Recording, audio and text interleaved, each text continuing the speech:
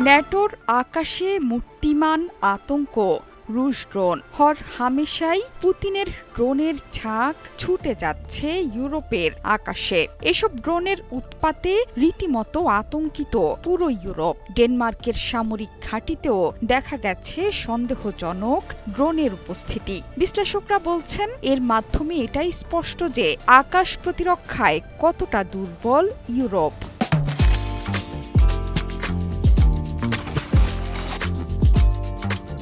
গত সপ্তাহের মাঝামাঝিতে এসব ড্রোনের উপস্থিতি শনাক্ত করেছে ডেনমার্কের আকাশ।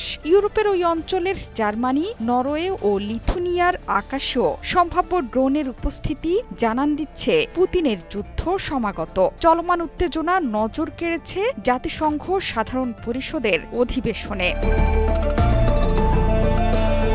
ইউরোপের সাম্প্রতিক সময়ে ঝাঁকে ঝাঁকে ড্রোন পাঠানো নিয়ে উদ্বেগ প্রকাশ করেন ইউক্রেনের প্রেসিডেন্ট ভলোদিমির জেলেনস্কি। তার এই বক্তব্যের জবাবে চলমান পরিস্থিতি নিয়ে মুখ খুলেছেন রুশ পররাষ্ট্রমন্ত্রী সের্গেই লাভরভ। তিনি স্পষ্ট করে দিয়েছেন, রাশিয়ার বিরুদ্ধে ন্যাটো এবং ইউরোপিয়ান ইউনিয়নের যে কোনো আগ্রাসনের কঠোর জবাব দেবে মস্কো। শনিবার নিউ ইয়র্কে জাতিসংঘ সাধারণ পরিষদে গিয়ে লাভরভ বলেছেন, পশ্চিমে হামলার কোনো পরিকল্পনা নেই রাশিয়ার, তবে যে কোনো উস্কানির চূড়ান্ত জবাব দিতে প্রস্তুত ক্রেমলিন।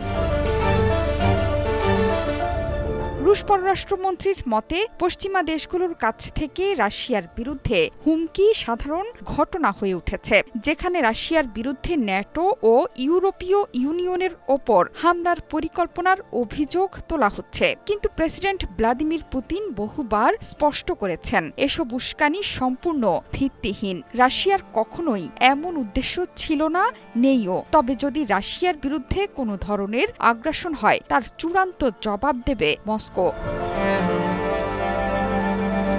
জাতিসংঘে ইসরায়েলের বিরুদ্ধেও উচ্চকণ্ঠ রাশিয়া।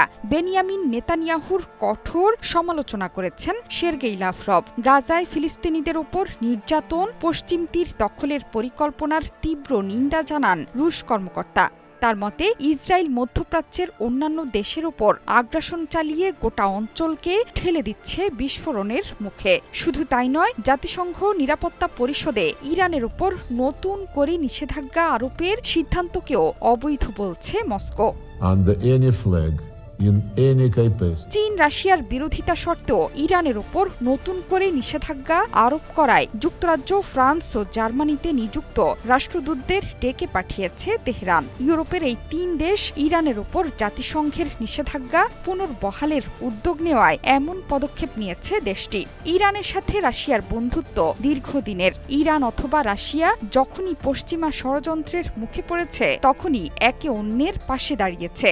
এমনকি সামরিক ভাবেও যুদ্ধে নিজেদের সাহায্যের হাত বাড়িয়ে দিয়েছে মস্কো এবং তেহরান। জোহরা চৌধুরী সেতু, ৭১।